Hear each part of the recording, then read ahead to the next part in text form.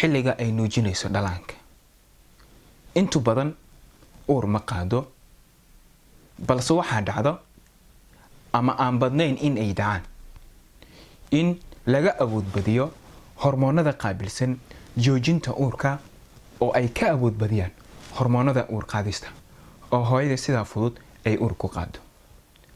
waxa isweydiin mudan haddii ay dhacdo arinkan ama hooyada uur isku aragto ama ay uur ay qaado xilliyada ay nuujinayso dhalaanka ama caruurteeda ama caruurta ay nuujinayso ma ka joojinaysaa ama ma ka jaraysaa nuujinta oo maxaa la gudboon in ay sameyso xilliyadaas haddii ay dhacdo xaaladan oo kale. hooyada looma baahno in ay ka joojiso ama ay ka jarto dhalaanka ee nuujinta naaska, maxaa yeelay maanta dunidan ma jiro wax bedeli karo caanaha hooyada. maxaa yeelay wuxuu ka helayaa guud ahaan waxyaabihii ama nafaqadii jirkooda u baahnay sida proteiniska, vitaminiska, wax walba u baahan yahay halkaas ayuu ku helayaa.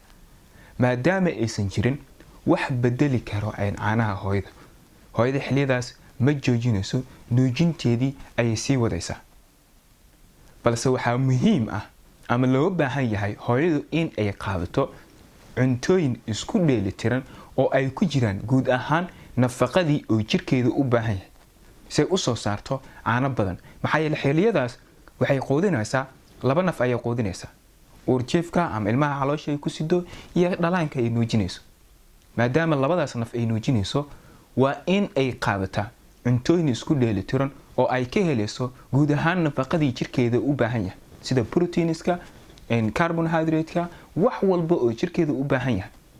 marka cuntooyinkaas ayay qaadanaysaa. xilliyadaas waxaa laga yaabaa in naaska caanaha uu guro ama hooyada caano badan ay soo saari weyso. waxaa jira muuqaal aan kaga hadlay hababka dabiiciga ah oo hooyada ku kordhi karto soo saaridda caanaha. fadlan haddii aad u baahan tahay dib ugu laabay channelka, halkaas ayaa ka heli doontaa insha Allah. hooyo ka taxadir caafimaadka caruurtaada oo wax badan nuuji ilaa ay ka gaarayaan 2 sano.